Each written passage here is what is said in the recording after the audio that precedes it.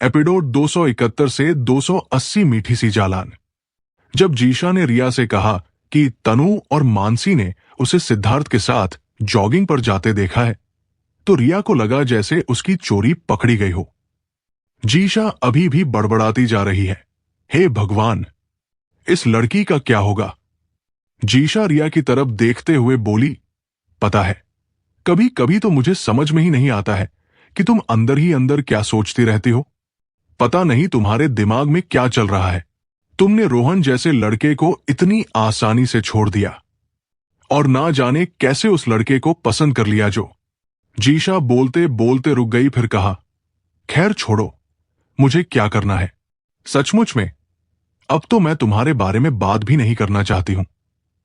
Geisha relax, तुम उसे तलत समझ रही हो। सिद्धार्थ उतना भी बुरा नहीं है जितना तुम लोग सोचते हो। जब रिया ने सिद्धार्थ के बारे में बात की तो उसका चेहरा खिल गया और दिल में मिठास भर गई, जो जीशा को भी साफ दिखाई दे रहा है।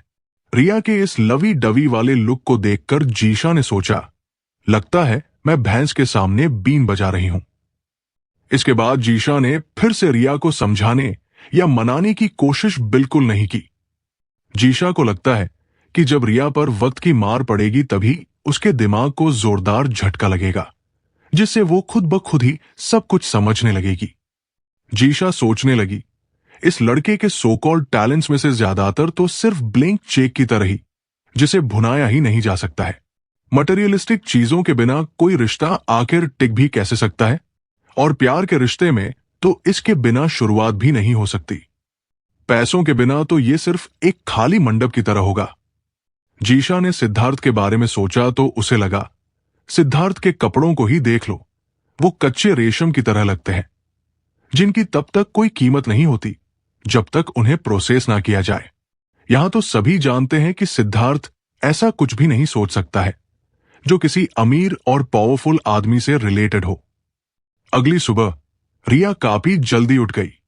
फिर नहा धोकर उसने आईने के सामने बैठकर मेकअप भी किया। असलियत में कल रात उसने सिद्धार्थ के बारे में एक प्यारा सा सपना देखा। जब सुबह उसकी नींद खुली तो उसके दिल में एक तरह की मिठास भर गई।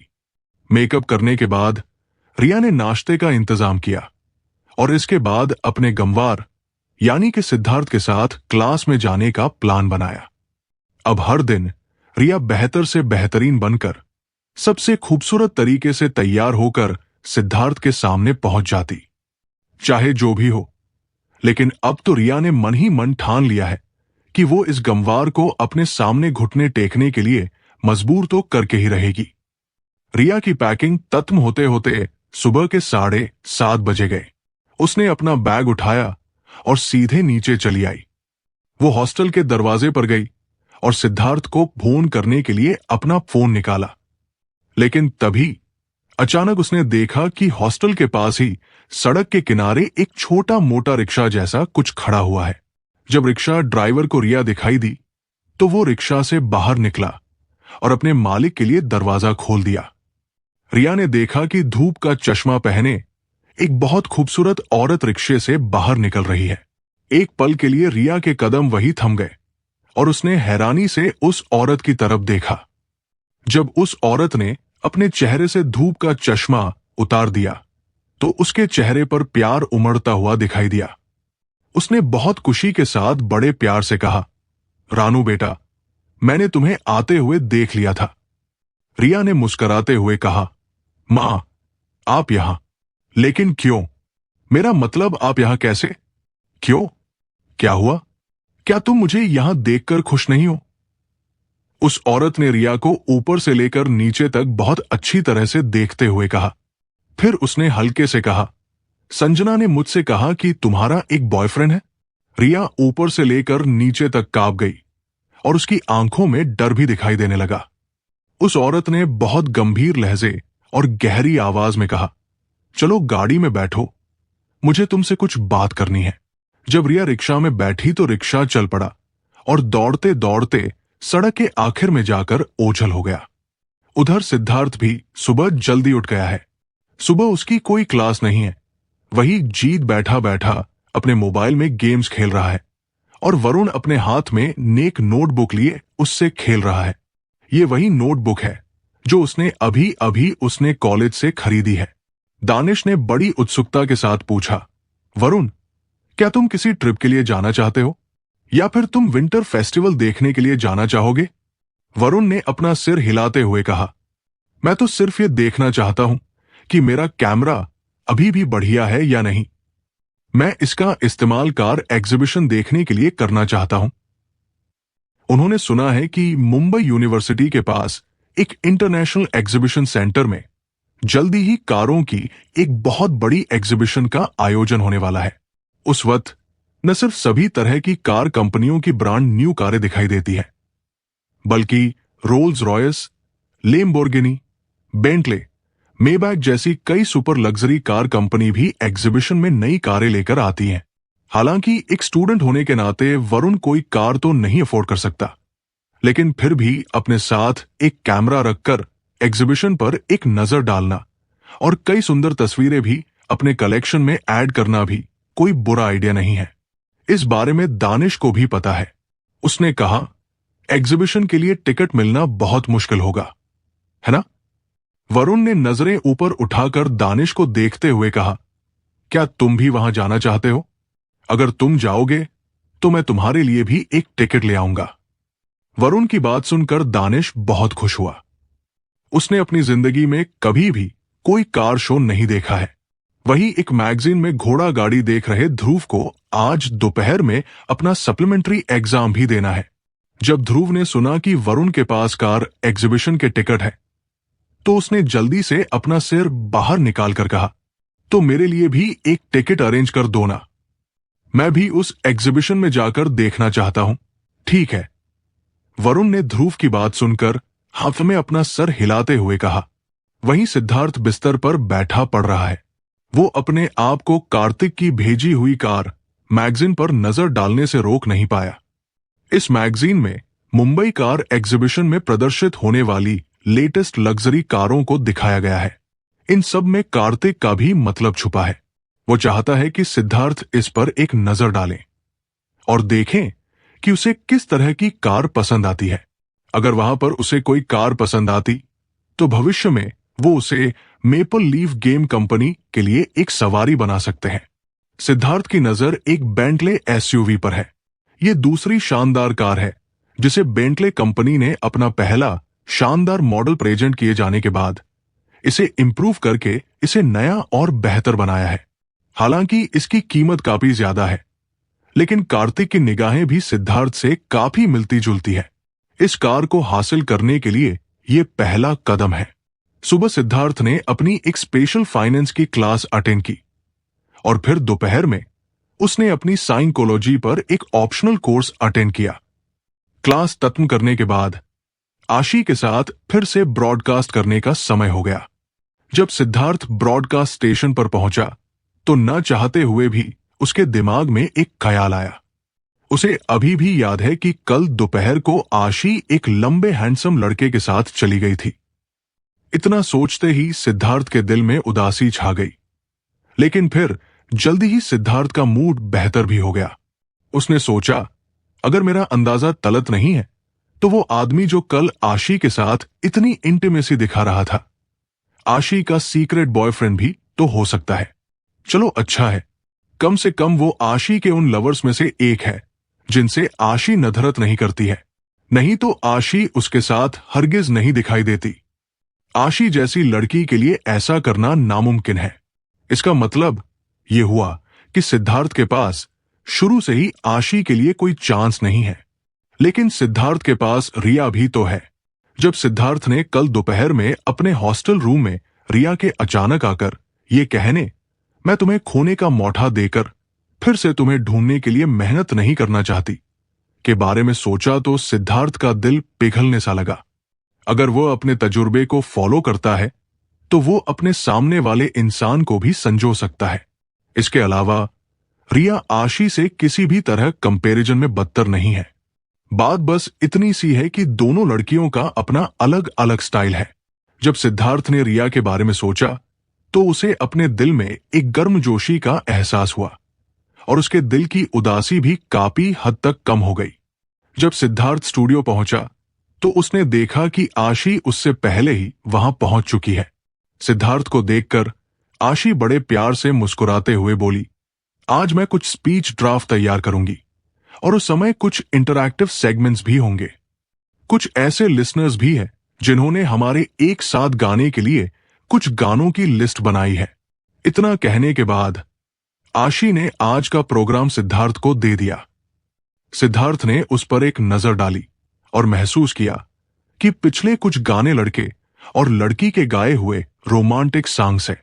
ये शायद एक और रोमांटिक लड़का है जो उस लड़की को पाने के लिए कोशिश करना चाहता है जिससे वो प्यार करता है, और वो इस काम के लिए रेडियो स्टेशन की पावर उधार ले रहा है। इससे साधारण रेडियो स्टेशन तो काफी संतुष्ट होंगे। इसलिए सिद्धार्थ ने अपना सिर हिलाया और आशी के साथ प्रोग्राम होस्ट करना शुरू कर दिया। एक सेमेस्टर के लिए आशी के साथ काम करने के बाद आशी और सिद्धार्थ दोनों के ही बीच काफी अच्छी ट्यूनिंग हो गई है। सचमुच में 2 रोमांटिक सॉन्ग्स गाने के बाद भी यह सिलसिला तत्म नहीं हुआ। गाना तत्म करने के बाद आशी ने सिद्धार्थ के लिए एक ग्लास पानी निकाला और धीरे से उससे कहा, पहले एक ग्लास पानी पी लो, शायद इसके बाद एक और गाना होगा। सिद्धार्थ ने अपना गला तर करने के लिए आशी के हाथ से ग्लास लेकर पानी पी लिया, लेकिन तभी अचानक बाहर से किसी के कदमों की आहट आई। ये आकाश है जो बिन बुलाए आ गया है। आशी ने आकाश की देखा तो उसकी आंखों में आंसू आ गए। उसने धीरे से कहा, आकाश, तुम यहां क्यों आए हो? असलियत में आकाश नीचे आशी का इंतजार कर रहा था, लेकिन लगता है कि आशी की तलाश में आने से पहले आकाश ने दोनों को एक साथ रेडियो पर रोमांटिक सॉन्ग गाते हुए सुन लिया होगा। इन दिनों जब भी आकाश के पास वक्त होता है तो वो यहां आकर आशी का इंतजार करने लगता। असलियत में आशी कल जिस लंबे और हैंडसम आदमी के साथ गई थी, उस वजह से कल आशी के साथ आकाश की मुलाकात नहीं हो पाई थी। आज वो फिर से आया और दोनों सिंगरों से मिला भी। आकाश ने मुस्कुराकर कहा, ऐसा कुछ भी नहीं है, मुझे तो बस प्यास लगी इसलिए मैं पानी पीने के लिए यहां आ गया। ये कहते हुए आकाश तेजी से वाटर डिस्पेंसर के पास जाकर एक डिस्पोजेबल ग्लास भर लेता है, लेकिन इस वक्त भी उसकी उदासीन और ठंडी आंखें सिद्धार्थ को लगातार घूरती ही जा रही है। जब आकाश ने आशी का इंतजार करते हुए सिद्धार्थ और आशी का लव सॉन्ग सुना तो वो स्टूडियो में चला आया और ऐसे दिखाया जैसे कि वो पानी पीने के लिए वहां आया है, लेकिन उस वक्त वो सिद्धार्थ को लगातार घूरता जा ही रहा है। देखने में तो ऐसा लग रहा है जैसे कि आंखों ही आंखों में आकाश सिद्धार्थ को आशी से दूर रहने की चेतावनी दे रहा है। सिद्धार्थ कड़वाहट के साथ अंदर ही अंदर से मुस्कुरा दिया। उसने सोचा, लगता है कि ये मुझे अपने लव राइवल समझ रहा है। सिद्धार्थ को लगा कि उसके साथ ये ठीक नहीं हो रहा है। वैसे तो आशी के साथ सिद्धार्थ का कोई लेना देना नहीं है और ना ही आकाश उससे नफरत करता है, लेकिन अगर आकाश उस लंबे हैंडसम लड़के से कल मिल लिया होता तो क्या उस वक्त आकाश उस लड़के को आशी के साथ अपनी इंटीमेसी दिखाने वाली हरकतों के लिए मारने पर उतारू नहीं हो जाता? सिद्धार्थ आकाश को सच बताना तो चाहता है, हालांकि सिद्धार्थ आकाश से नफरत करता है, लेकिन उसे उस लंबे हैंडसम आदमी से बहुत ज्यादा जलन हो रही है जिसने कल आशी का दिल चुराया है। और उसके दिमाग में पहले आकाश और फिर वो लंबा लड़का दोनों आशी के हथ में अपने अपने प्यार का इजहार करते नजर आए। हालांकि ये ट्याल सिद्धार्थ के दिमाग में एक पल के लिए ही कौन था, लेकिन उसने पहले ही हार मान ली। सबसे पहली बात तो यह है कि सिद्धार्थ विलेन नहीं बनना चाहता। दूसरी बात, उसे इस बात की चिंता है कि भविष्य में आशी उसे ही ब्लेम कर सकती है। सिद्धार्थ ने थोड़ा पानी पिया और वॉशरूम चला गया। इसी दौरान उसके सेलफोन की घंटी बज उठी। जब उसने अपना सेल फोन निकला तो स्क्रीन पर रिया का प्यारा सा मुस्कुराता हुआ चेहरा दिखाई दिया तो सिद्धार्थ ने सोचा, रिया ने फोन क्यों किया होगा? सिद्धार्थ ने रिया के फोन का जवाब दिया तो रिया ने धीरे से पूछा, अंग्रेजी वाले फूल, तुम कब वापस आओगे? मैं तुम्हारे साथ खाना खाने जाने के लिए इंतजार कर रही हूं। सिद्धार्थ ने जवाब दिया, बाद में, अभी एक और गाना बाकी है, एक और लव सॉन्ग बाकी है। रिया ने इस बार सही लहजे में बात नहीं की।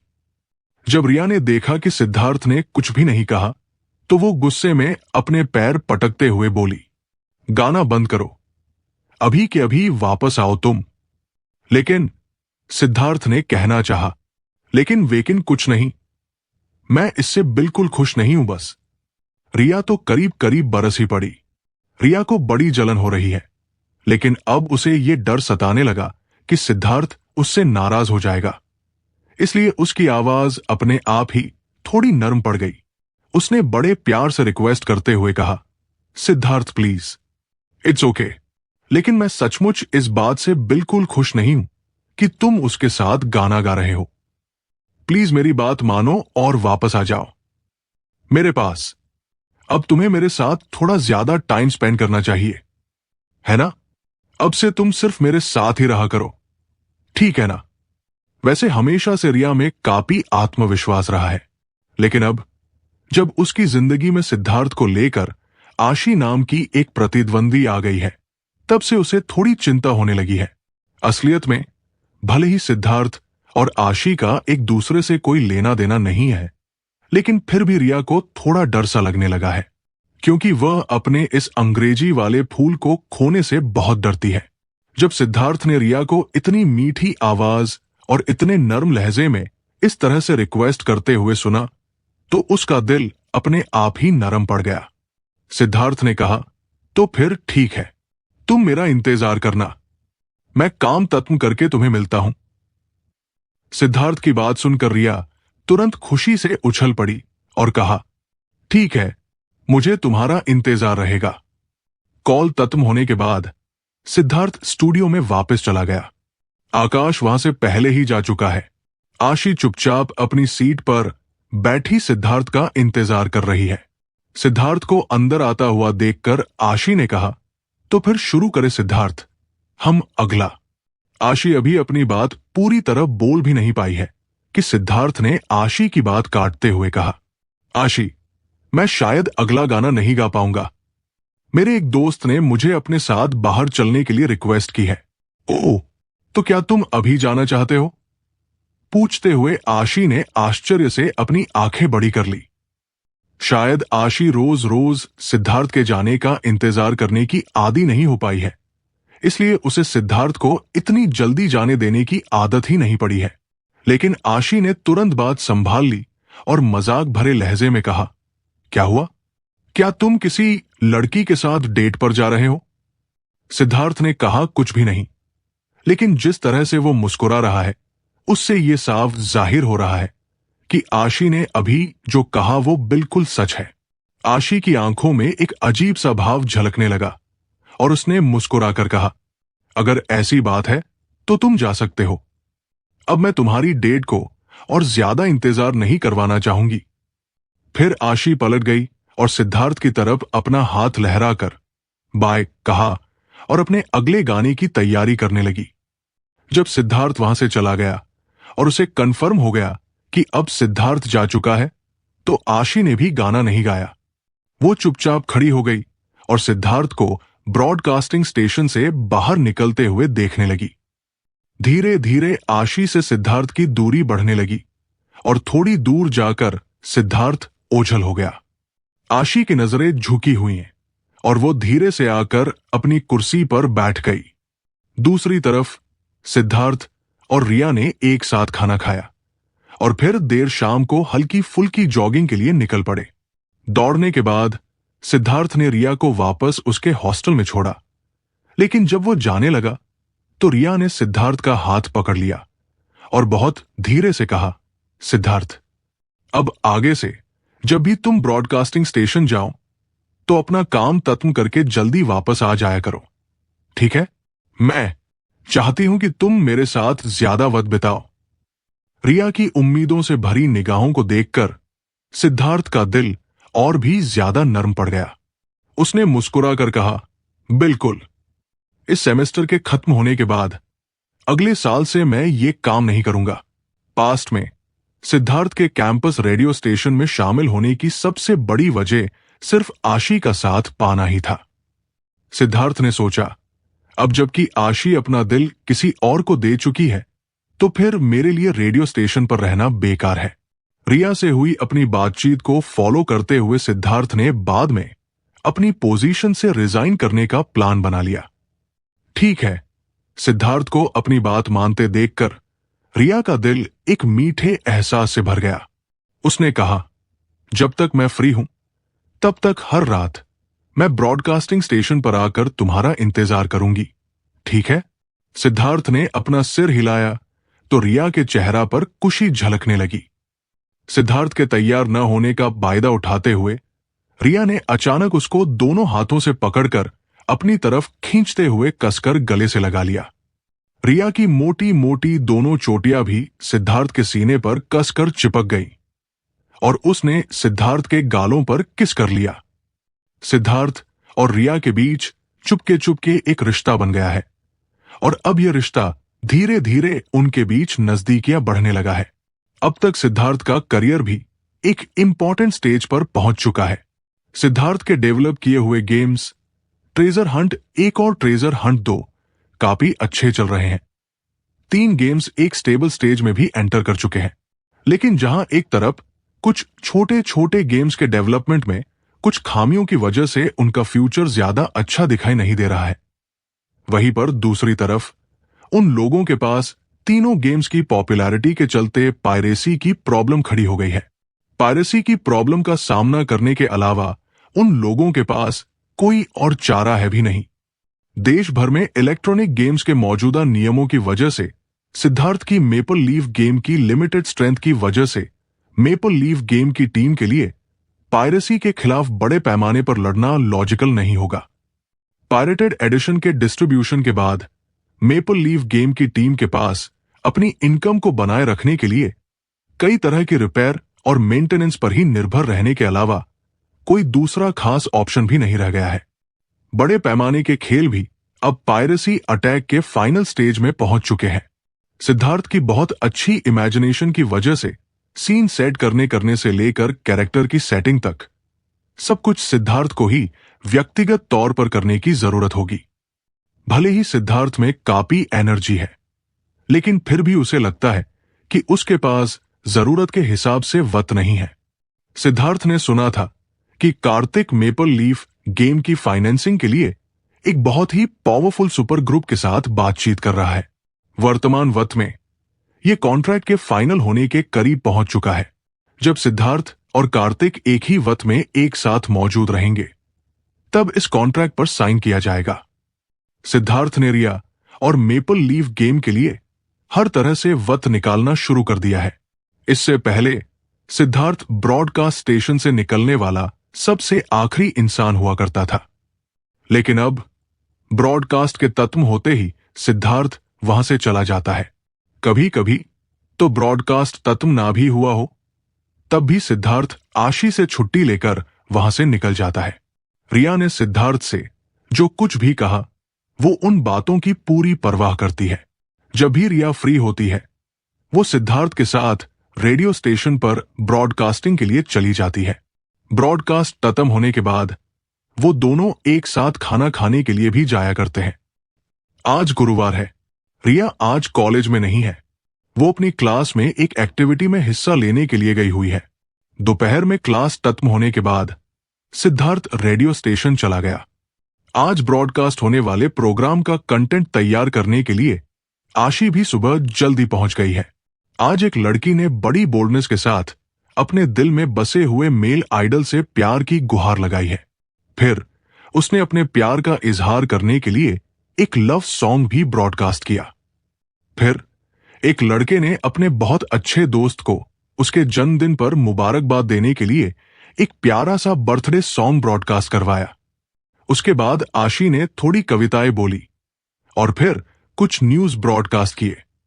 इसके बाद ब्रॉडकास्ट खत्म हो गया। ब्रॉडकास्ट के वक्त बीच में सिद्धार्थ ने देखा कि अब उसके पास करने के लिए और कुछ भी नहीं है, तो उसने आशी से कहा, आशी, अगर मेरे लिए अब कुछ और काम नहीं है तो मैं यहां से जरा जल्दी जाना चाहूंगा। इसके अलावा इन 2 दिनों में मुझे यहां पर आने के लिए ज्यादा वक्त नहीं मिल पाएगा, इसलिए मैं तुमसे एक छोटी सी रिक्वेस्ट करना चाहता हूं। क्या तुम मेरे काम का बोझ शेयर करके मेरी मदद करोगी? आशी अब तक ब्रॉडकास्ट कर रही है, लेकिन जब उसने सिद्धार्थ की बात सुनी तो उसने अपना काम बंद करके सिद्धार्थ की ओर देखते हुए कहा, सिद्धार्थ, तुम इन दोनों में कुछ ज्यादा ही छुट्टी ले रहे हो। क्या बात है? क्या तुम्हें रिया के साथ डेट पर फिर से जाने की इतनी जल्दी है? जब से रिया ने सिद्धार्थ का इंतजार करने के लिए हमेशा ब्रॉडकास्ट स्टेशन आना शुरू कर दिया, तब से आशी की समझ में आ गया कि सिद्धार्थ और रिया एक दूसरे के प्यार में है। इसलिए इस वक्त वो मजाक करने के अलावा कर भी क्या सकती है।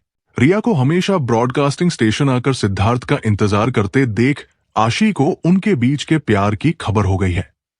इसलिए सिद्धार्थ के छुट्टी मांगने पर आशी ने मजाक में पूछा कि क्या उसे रिया के साथ फिर से डेट पर जाने की जल्दी है। सिद्धार्थ ने आशी की बात से इनकार नहीं किया, बल्कि वो सिर्फ मुस्कुराकर रह गया।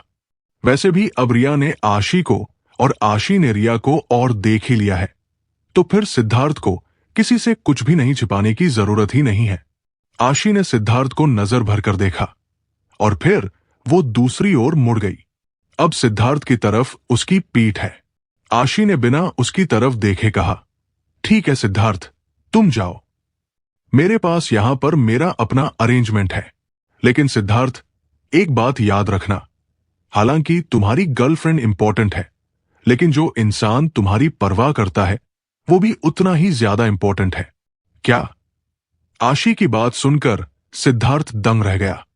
उसे तो समझ में ही नहीं आया कि आशी की इस बात का क्या मतलब है। आशी ने मुस्कुराकर कहा, अब तुम जाओ, मुझे ब्रॉडकास्ट करना है। फिर आशी अपने ब्रॉडकास्टिंग के काम को काफी गंभीरता से देखने लगी और उसने सिद्धार्थ की तरफ ज्यादा ध्यान नहीं दिया। लेकिन सिद्धार्थ, वो तो अभी भी आशी की बात के मतलब के बारे में ही सोच रहा है। आज रिया सिद्धार्थ के साथ नहीं है।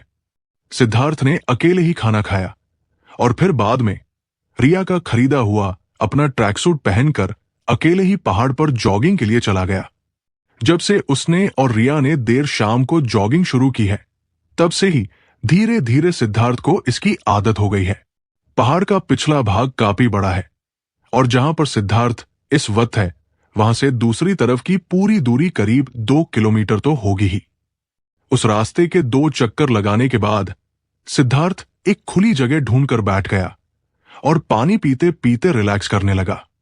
इस वक्त रात ढलने लगी है और आसमान तारों से भर चुका है। सिद्धार्थ के आसपास 4-5 फीट की ऊंचाई के जंगली पेड़ पौधे लगे हुए हैं। उन जंगली पौधों के बीच से सिद्धार्थ ने आसमान की तरफ देखा। जब वो पहली बार इस कॉलेज में आया था, तब रिया के साथ उसके कई झगड़े हुए।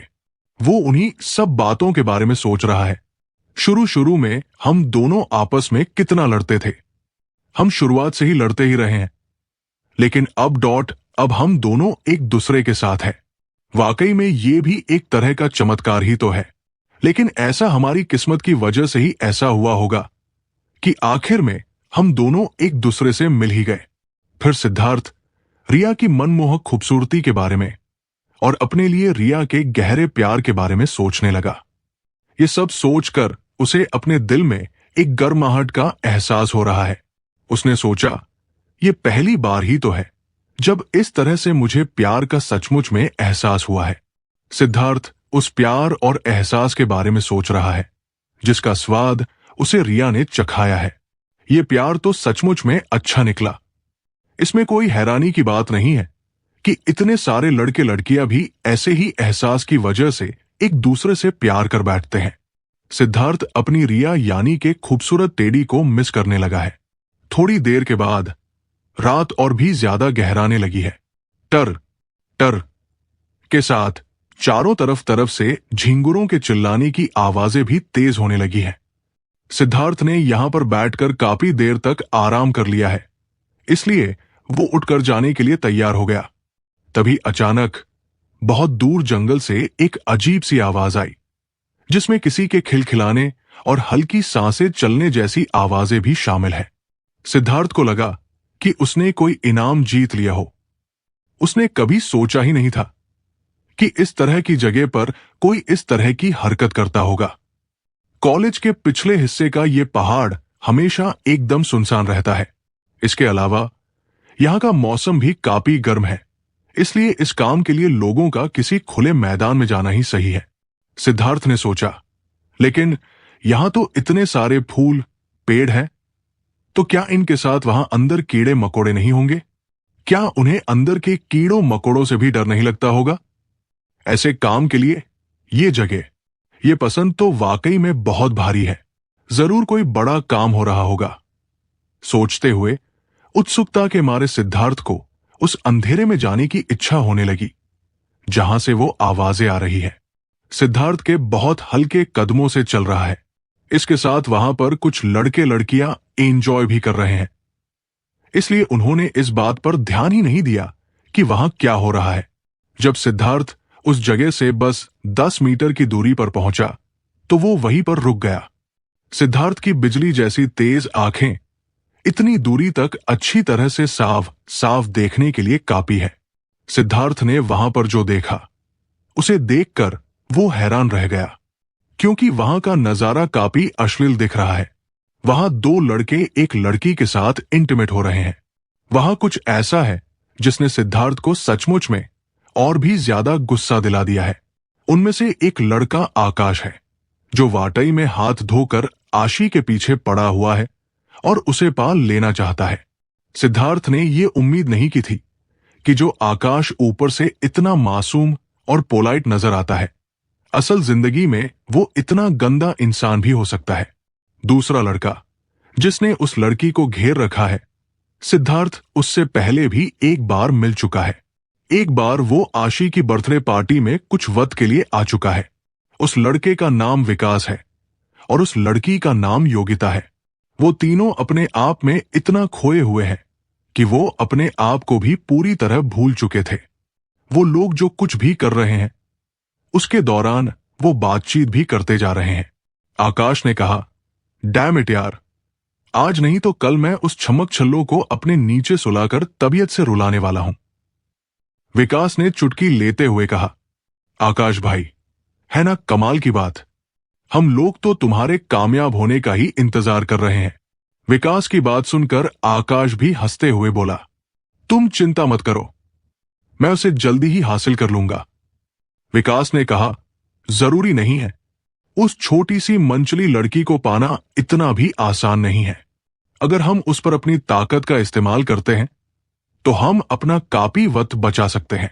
आकाश थोड़ा सा हिचकिचाते हुए बोला, इस तरह से डराना धमकाना ठीक नहीं है, समझे? ऐसा लगता है कि उसका परिवार भी काफी पावरफुल है। विकास ने तुरंत कहा, उस लड़की में कितना दम हो सकता है? अब और कितना इंतजार करवाओगे? क्या तुम उसे भी हमारे साथ शेयर करने का दम रखते हो? ठीक है, तो फिर मैं 2 दिन में उससे मेरे साथ बाहर चलने के लिए पूछूंगा। कहते हुए आकाश की आंखों में एक दृढ़ता का भाव झलक रहा है। विकास ने कहा, 2 दिन और? अरे कल तो शुक्रवार है। आकाश भाई साहिल खरबंदा ने कल होटल पलाश में एक पार्टी प्लान की है। तुम तो लड़की को बाहर चलने के लिए पूछ ही लो। जब वक्त आएगा तो हम सभी लोग थोड़ा बहुत एंजॉय कर लेंगे और उसे थोड़ी दवा भी दे देंगे। फिर हे तुम्हें पता है। कहते कहते विकास बड़ी अश्लील सी हंसी हंस पड़ा। उसकी आखिरी हंसी उतनी ही अश्लील थी जितनी हो सकती है। आकाश की नजरों में झिझक सी दिखाई दे रही है। विकास ने आकाश का मजाक उड़ाते हुए कहा, क्या आकाश भाई, तुम में इतना भी दम नहीं है? अभी भी हर कोई तुम्हारे साथ एंजॉय करने की सोच रहा है। हम भी तो इस परी को चक्कर देखें। विकास के उकसाने के बाद आकाश ने अपना सिर हिलाकर कहा, ठीक है, मेरा इंतजार करना, मैं उसे कल बाहर चलने के लिए पूछूंगा। डैम इट, अगर मैंने भी उसे सबक नहीं सिखाया तो वो सचमुच में नहीं जान पाएगी कि मैं भी क्या चीज हूं। अचानक पहाड़ में बने एक छोटे से जंगल से कुछ आवाज आई। आकाश ने एकदम से चौंक कर पूछा, कौन है? कौन है वहां? योगिता और विकास भी हैरान हो गए हैं। उन्होंने कांपती हुई आवाज में कहा, क्या? कौन है वहां? विकास ने कहा, जल्दी से अपने कपड़े उठाओ और निकलो इस जगह से। उन्होंने जल्दबाजी में अपने कपड़े तक पहनने की जहमत नहीं उठाई और तुरंत वहां से भाग गए। वो लोग नन्हे खरगोशों से भी ज्यादा तेज दौड़ रहे हैं। उनके इस तरह दौड़ने से बीच बीच में घास चुभने से उनके मुंह से निकलने वाली गालियां भी सुनाई दे रही है। सिद्धार्थ, जो अभी तक एक किनारे में छिपा हुआ है, बता नहीं सकता है कि वो उनकी बातें सुनकर कितना परेशान हो गया है। बेशक सिद्धार्थ जानता है कि आकाश और विकास के बीच जो बातचीत चल रही है वो किसके बारे में थी, लेकिन जब उसने चुपके से उस दृश्य की तस्वीर लेने के लिए अपना मोबाइल फोन निकाला तो उसकी आवाज से वो तीनों सतर्क हो गए। उसने कुछ भी नहीं पकड़ा और उन घटिया लोगों को भाग जाने दिया। किस्मत से ये सब देखकर आखिरकार सिद्धार्थ को पता चल गया कि आकाश किस तरह का इंसान है। हालांकि सिद्धार्थ हमेशा से ही आकाश को नापसंद करता आया है, लेकिन उसने ये उम्मीद कभी नहीं की थी कि आकाश अपने मासूम से दिखने वाले चेहरे के पीछे इस तरह के गंदे नियत को छिपा रखा है। आकाश की बातचीत ने सिद्धार्थ को और भी ज्यादा उग्र बना दिया। ये तो ऐसा हो गया है जैसे कि आशी को फॉलो करने के लिए आकाश ने अपने गुंडों के गैंग के साथ एक समझौता किया हो। अब आशी उनका शिकार बनने वाली है। आशी को पकड़ने के बाद वो लोग उसे आपस में शेयर भी करना चाहते हैं। वो लोग तो आशी के साथ मनमर्जी करने के लिए उसे कोई नशे की दवा भी देना चाहते हैं। अभी जो अश्लील दृश्य सामने चल रहा था, ठीक उसी तरह। इसके बाद सिद्धार्थ ने अपने गुस्से को शांत किया और सोचा, आशी को भले ही मुझ में कोई दिलचस्पी नहीं है, लेकिन मैं आशी को खासतौर पर इस तरह की गंदगी में कभी नहीं गिरने दे सकता हूं। अगर आशी को कुछ हुआ या आकाश ने उसके साथ कुछ भी ऊंच नीच किया तो मैं उसे नहीं छोड़ूंगा। सिद्धार्थ ने मन ही मन कहा, नहीं, मैं ऐसा कभी नहीं होने दे सकता हूं। लेकिन फिर जल्दी ही सिद्धार्थ को थोड़ा सा गुस्सा आ गया। अभी वो तस्वीरें खींचने में कामयाब नहीं हो पाया है और उन्हें भागने का मौका मिल गया। वरना अगर वो आशी को ये तस्वीरें भेजता तो आशी आकाश के साथ तुरंत अपने सारे रिश्ते तोड़ देगी। सिद्धार्थ, जो अभी तक कुछ न कुछ सोच रहा है, वहां से उल्टे पांव वापस चला आया। वो पूरी रात अपने बिस्तर पर पड़ पड़ा करवटें बदलता रहा, लेकिन उसे नींद नहीं आ रही है। अपने सपनों में भी उसने आकाश और विकास के गंदे चेहरों को ही देखा। उठने के बाद सिद्धार्थ ने अपना चेहरा धोया, ब्रश किया और सीधे अपनी क्लास में चला गया। लेकिन पूरे दिन सिद्धार्थ ने किसी भी सब्जेक्ट में हिस्सा नहीं लिया। आखिर कॉलेज बंद होने का वक्त हो गया। सिद्धार्थ, जिसने पहले से ही रेडियो स्टेशन से छुट्टी के लिए एप्लीकेशन दिया हुआ है, ब्रॉडकास्ट स्टेशन पहुंच गया। ब्रॉडकास्टिंग स्टेशन के अंदर आशी पहले से ही पैकअप कर चुकी है और दिन भर के लिए ब्रॉडकास्ट मिशन को अंजाम देने के लिए तैयार है। सिद्धार्थ ने धीरे से आशी को दरवाजे से आवाज लगाई। ब्रॉडकास्टिंग स्टेशन के दरवाजे पर पहुंचकर सिद्धार्थ ने आशी को धीरे से आवाज लगाई। आशी ने जैसे ही सिद्धार्थ की आवाज सुनी, उसने जल्दी से मुड़कर दरवाजे की तरफ देखा और सिद्धार्थ को आया हुआ देखकर उसकी आंखों में हैरानी नजर आने लगी। सिद्धार्थ, तुम यहां? क्या तुम प्रोग्राम होस्ट करने के लिए वापस आए हो? सिद्धार्थ को यह कहते हुए बहुत शर्मिंदगी महसूस हो रही है कि वो यहां पर ठास तौर से उसे चेतावनी देने के लिए आया है। शायद दिल ही दिल में आशी सिद्धार्थ से कहीं ज्यादा भरोसा आकाश पर करती है।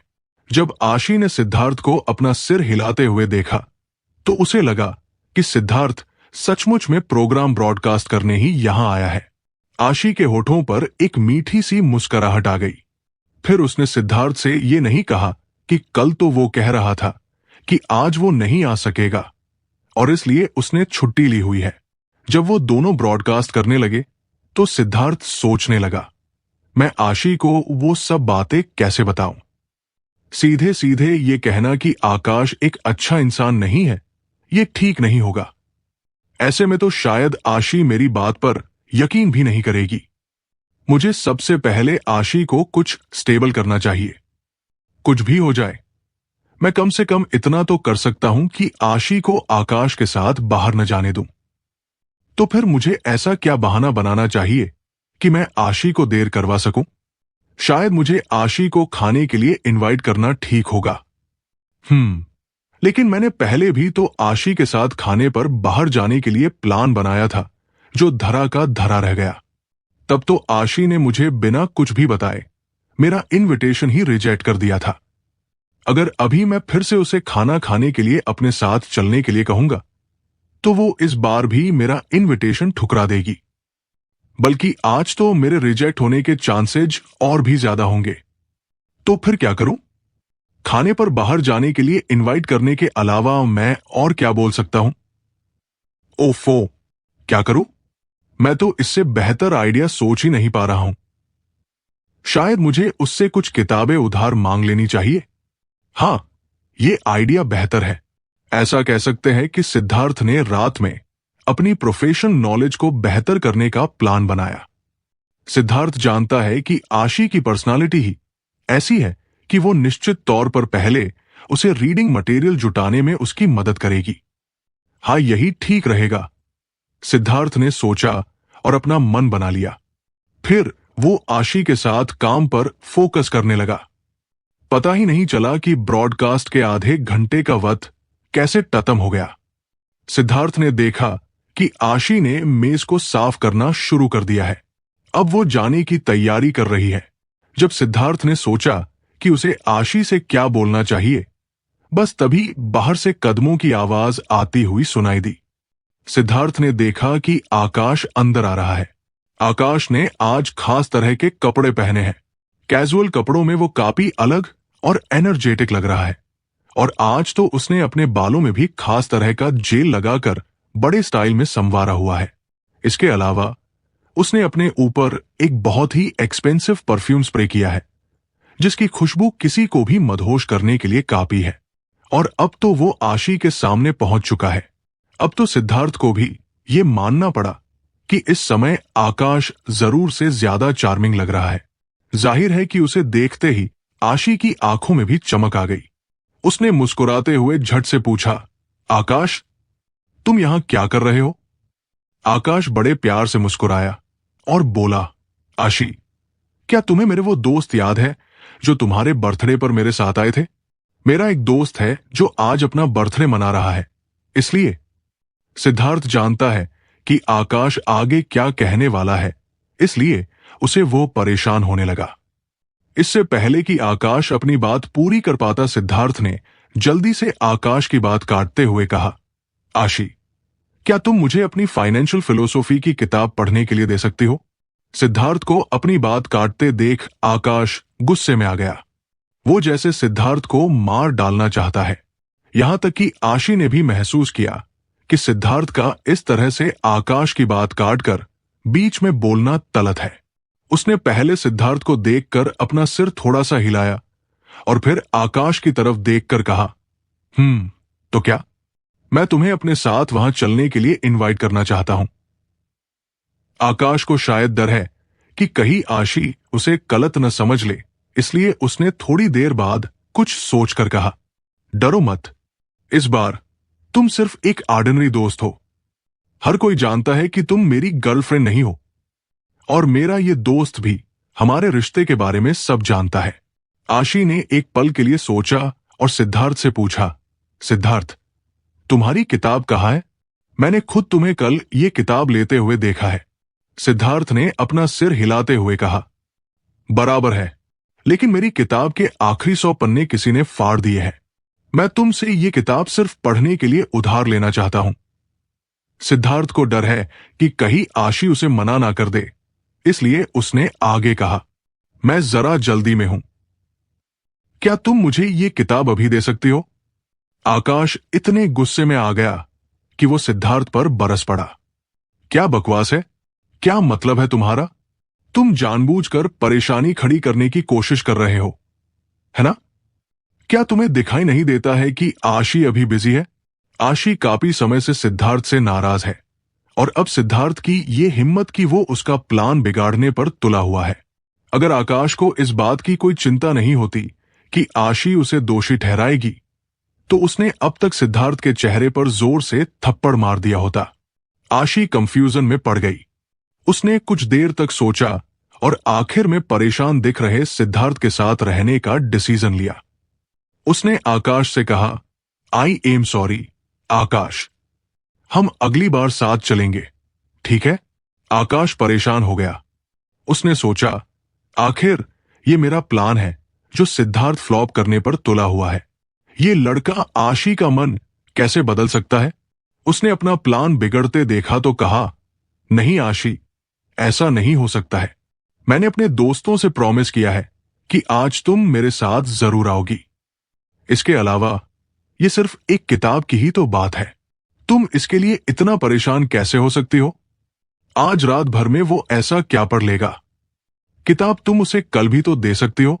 आशी ने अपना सिर हिलाते हुए कहा। आकाश, सिद्धार्थ काफी परेशान लग रहा है। फिर एक लंबी सांस लेते हुए आशी ने फिर से कहा, और फिर इसके अलावा मैंने तुम्हारे दोस्त के लिए कोई गिफ्ट भी तो नहीं खरीदा है। अरे, तो क्या हो गया? हम बाद में उसके लिए कोई गिफ्ट खरीद सकते हैं। आकाश ने आशी को मनाने की कोशिश करते हुए कहा, नहीं आकाश, इसकी कोई जरूरत नहीं है। हम तुम्हारे दोस्त से उसके बर्थडे के बाद भी तो मिल सकते हैं। आशी ने आकाश को मना कर दिया। आकाश का चेहरा उतर गया और गुस्से से उसका चेहरा काला पड़कर जितना ज्यादा बदसूरत हो सकता था, हो गया। दिल ही दिल में उसे सिद्धार्थ से बड़ी नफरत होने लगी है। लेकिन आकाश अभी भी आशी को मनाना चाहता है। लेकिन आशी ने अपना मन बना लिया है। अब आकाश आशी को सिर्फ निराश होकर देखने के अलावा कुछ नहीं कर सकता है। उसने मायूस होते हुए कहा, तो फिर ठीक है। उसके बाद आकाश आशी और सिद्धार्थ को एक दूसरे के साथ उस ब्रॉडकास्टिंग स्टूडियो से बाहर जाते हुए देखता रहा। फिर आकाश ने अपना सोन निकाला और कोन हाथ में लेते ही आकाश की आंखें शातिर अंदाज में चमकने लगी। इस वक्त सिद्धार्थ और आशी दोनों अपने अपने हॉस्टल में वापस जाने के लिए एक छोटी सी सड़क पर चलने लगे हैं। सूरज डूबने वाला है। डूबते हुए सूरज की रोशनी कुछ इस तरह से बादलों पर पड़ रही है जैसे कि वो अपनी आग से बादलों को जला ही डालेगा। आशी के नाजुक शरीर पर भी सूरज की रोशनी पड़ रही है। उसने अपने दोनों हाथों से एक किताब पकड़ रखी है। उसके कमर तक लटकते हुए काले लंबे बालों पर सूरज की रोशनी पड़ने से उसके आसपास एक सुनहरे लाल रंग का ऑरा बन गया है जो उसे और भी ज्यादा खूबसूरत बना रहा है। सिद्धार्थ सड़क पर चलती हुई आशी की पीठ की तरफ देखता रहा और आशी की समझदारी की तारीफ करने से वो खुद को रोक नहीं पाया। भले ही आशी उसकी नहीं है, लेकिन फिर भी आकाश जैसे धूर्त आदमी को वो आशी को किसी भी कीमत में बर्बाद नहीं करने दे सकता है। पूरे रास्ते आशी और सिद्धार्थ चुपचाप चलते रहे।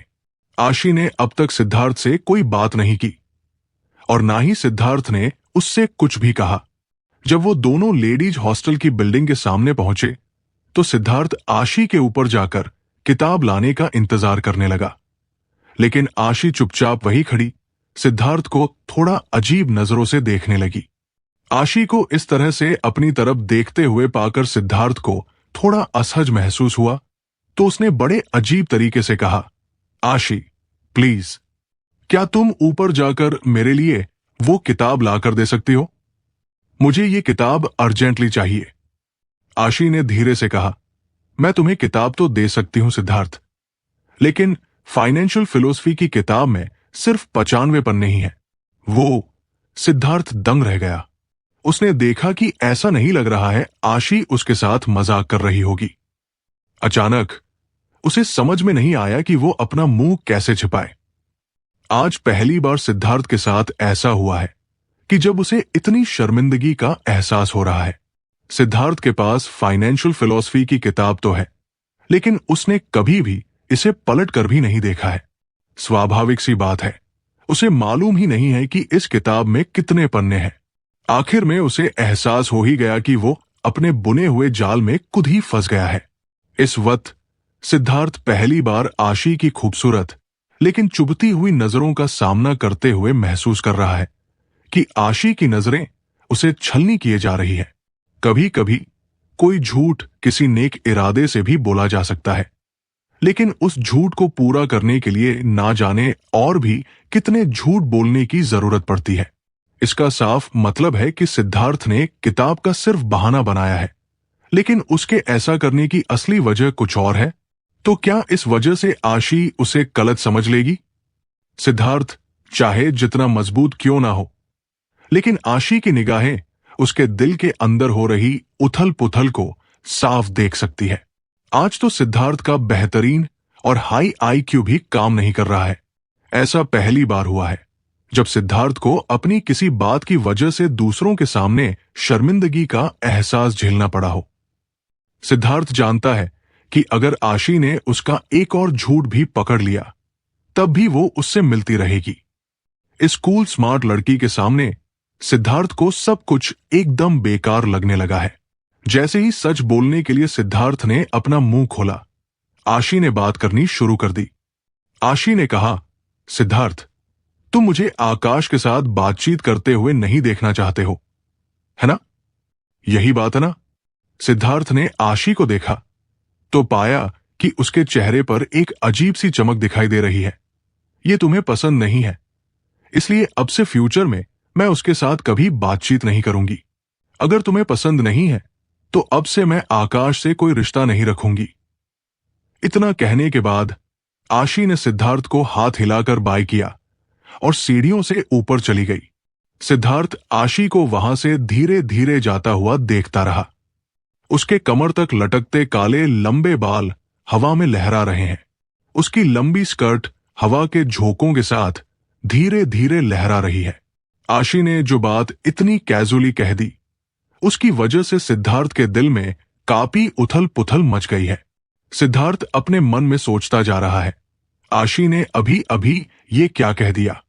अगर मुझे आकाश से बात करना पसंद नहीं, तो फ्यूचर में वो आकाश से बात नहीं करेगी। सुनने में तो ये बात एक साधारण बात की तरह ही लग रही है, लेकिन जब ये बात आशी के मुंह से निकली, तब सिद्धार्थ के दिल की धड़कने, जिसका कि आशी पर क्रश रहा है, बिना किसी वजह के बड़ी तेजी के साथ धड़कने लगा। क्या सच में आशी को मेरी फीलिंग्स की इतनी परवाह है? क्या वाकई में ऐसा ही है? सिद्धार्थ ये सोचने पर मजबूर हो गया। उस दिन एक हैंडसम आदमी को आशी के करीब आते हुए देखने के बाद कम से कम सिद्धार्थ को इतना तो पता चल ही गया है कि आशी के दिल में कोई और है। यह भी हो सकता है कि उस दिन सिद्धार्थ ने जो कुछ भी देखा, वो हरकत आशी के साथ अनजाने में की गई हो।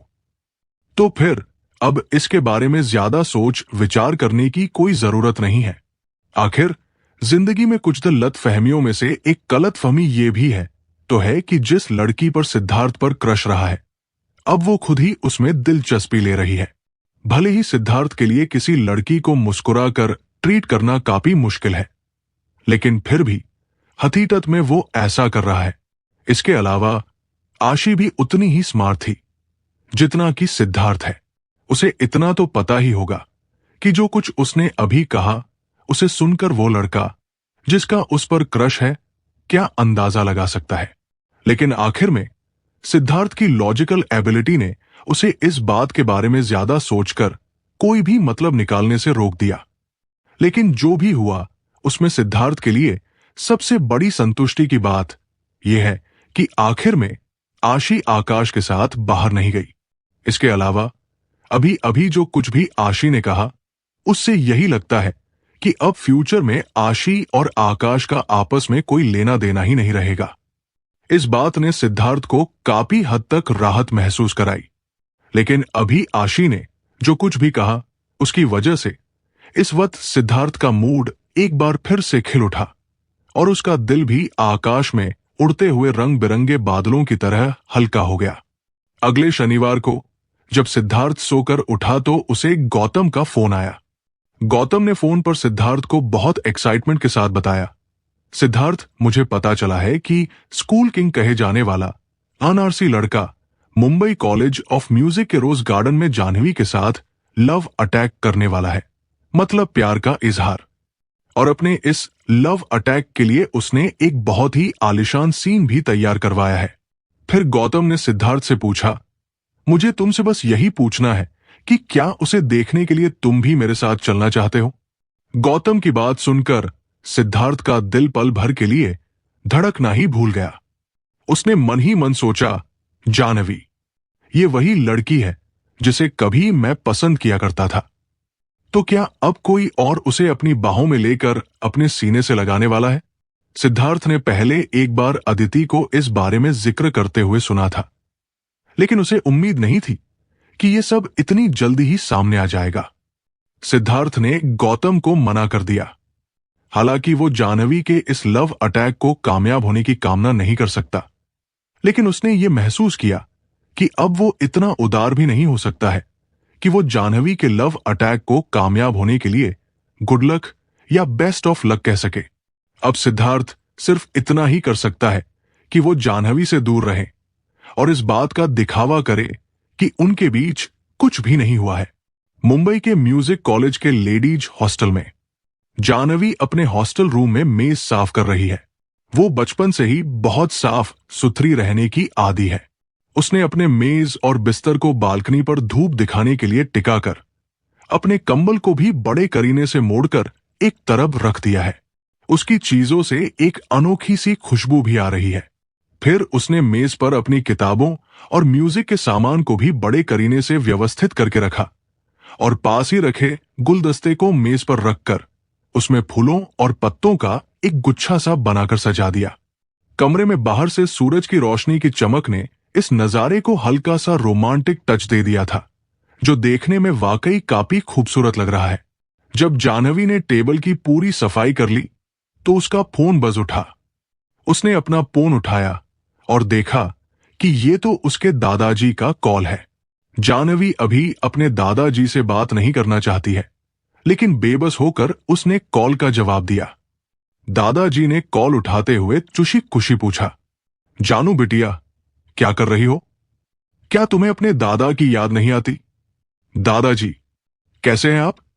मैं आज अपने कमरे की सफाई कर रही हूं, जानवी ने बेबसी के साथ कहा। इन दिनों उसके दादाजी उसे घर बुला रहे हैं। जानवी ने काफी लंबे समय से इस बात का अंदाजा लगा लिया है कि उसके दादाजी क्या करने की कोशिश कर रहे हैं। ओफो, तुम अपने आप को इतना मत थकाओ बिटिया। जब ज्यादा थक जाती हो तो तुम्हें आराम की जरूरत होती है, और जब तुम्हें आराम की जरूरत होती है तो तुम्हें बहुत ज्यादा आराम करने की जरूरत पड़ी जाती है। फिर उसके दादा ने बातों को गोल गोल घुमाना छोड़कर सीधे मुद्दे की बात करना शुरू किया। जानो बिटिया, मैं तुमसे सिर्फ इतना ही पूछना चाहता हूं कि तुम सिद्धार्थ को अपने घर कब बुला रही हो? अरे भाई, तुम सिद्धार्थ के साथ बातचीत करो, उसे हमारे घर पर मेहमान के तौर पर आने के लिए कहकर तो देखो। जानवी ने थोड़ा बेबस होकर तुरंत कहा, दादाजी, इस टॉपिक पर इस हफ्ते आपने मुझे पहले ही कम से कम 10-12 कॉल कर लिए हैं। मुझे याद है, बाद में जब भी मेरे पास वक्त होगा तो मैं सिद्धार्थ से पूछ लूंगी कि क्या उसके पास हमारे घर पर आने का वक्त है या नहीं। ठीक है बिटिया, अच्छी बात है। दादाजी बहुत खुश हुए और कहा, जानू बिटिया, लेकिन इसके लिए तुम मुझे दोष तो नहीं दोगी ना? तुम जानती हो ना कि सिद्धार्थ ने मेरी जिंदगी बचाकर हम सब पर कितना बड़ा एहसान किया है। बस मुझे उसके उसी एहसान का बदला चुकाना है। और वैसे भी मुझे नहीं लगता है कि सिद्धार्थ कोई बुरा इंसान होगा। तुम्हारे पिताजी को भी यही लगता है कि सिद्धार्थ बुरा इंसान नहीं है। जानवी धीरे से बुदबुदाते हुए बोली, दादाजी, आप ये सब क्यों कह रहे हैं? जानवी की बात सुनकर दादाजी और भी ज्यादा दिल खोलकर हंस पड़े। मैं ऐसा इसलिए कह रहा हूं क्योंकि मैंने सोचा है कि अब हमारी जानू बिटिया की भी शादी हो जानी चाहिए। एक अच्छे कैरेक्टर वाला अच्छा सा लड़का, जो पढ़ाई में अच्छा हो और वो ठाबिल हो।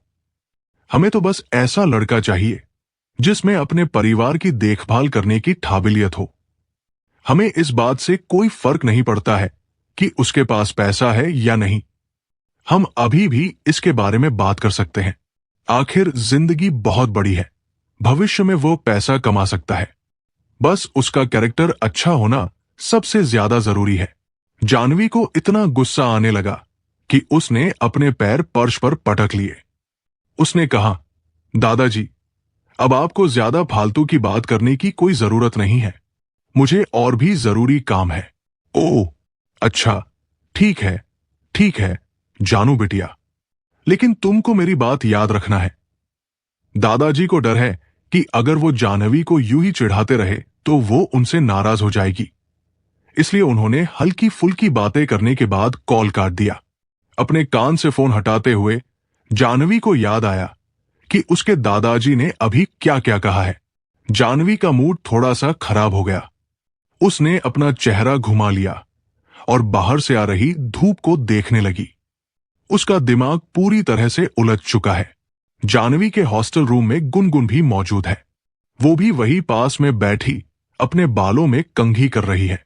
जानवी को देखकर न चाहते हुए भी वो जोर से हंस पड़ी। फिर उसने पूछा, जानू डियर, तुम किस बारे में सोच रही हो? कहीं अपने बॉयफ्रेंड के बारे में तो। जानवी शर्मा गई और बोली, बकवास मत कर गुनगुन। अदिति भी वही है जो बिस्तर पड़ी पड़ी कंप्यूटर गेम खेल रही है। अदिति ने नीचे देखकर धीरे से कहा, फॉर योर काइंड इंफॉर्मेशन, हमारी जानू के पास अभी तक कोई बॉयफ्रेंड नहीं है स्वीट हार्ट। गुनगुन ने जोर से अपना सिर हिलाते हुए कहा, तो फिर जानू, तेरा उस पीयूष बंसल के बारे में क्या ख्याल है जो तुझे पाने की चाहत में कल ऑफिशियली तुझे मिलने आ रहा है? तुम उसके बारे में क्या सोचती हो? पीयूष एक एनआरआई है जो विदेश से मुंबई हिंदुस्तानी क्लासिकल म्यूजिक सीखने के लिए आया है। उसने मुंबई कॉलेज ऑफ म्यूजिक में एडमिशन लिया और कॉलेज के पहले साल में ही उसे जानवी से प्यार हो गया। इस बार पीयूष ने जानवी को ऑफिशियली ढूंढना शुरू कर दिया। जो पीयूष को जानते हैं उनका कहना है कि जानवी को ढूंढने और फॉलो करने के लिए पीयूष ने काफी लंबे वक्त से तैयारी शुरू कर दी थी। जब वो जानवी को ढूंढ रहा था तब उसकी मदद के लिए उसके पास दोस्तों और परिवार के लोगों की पूरी फौज हुआ करती थी। असल में पीयूष जानवी को प्रपोज करना चाहता है, जिसके लिए पीयूष का परिवार और दोस्त हर तरह के फूल, मोमबत्तियां, बड़ी आतिशबाजी वगैरह अरेंज करने में लगे हुए थे।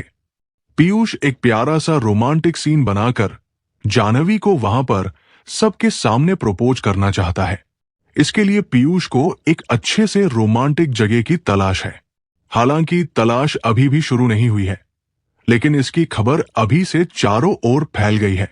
मुंबई कॉलेज ऑफ म्यूजिक के पहले से ही आर्टिस्टिक और रोमांटिक माहौल की वजह से ये जगह लाइमलाइट में आ गई और लोगों ने इसे ही लव अटैक का वेन्यू बना दिया था। चाहे पीयूष हो या जानवी, वो दोनों ही मुंबई कॉलेज ऑफ म्यूजिक के ठाबिल लोग हैं। उनकी हर एक हरकत सबके दिलों को जरूर छुएगी। इसके अलावा भी करीब करीब मुंबई कॉलेज ऑफ म्यूजिक के चप्पे चप्पे में सिर्फ इसी बात की चर्चा हो रही है।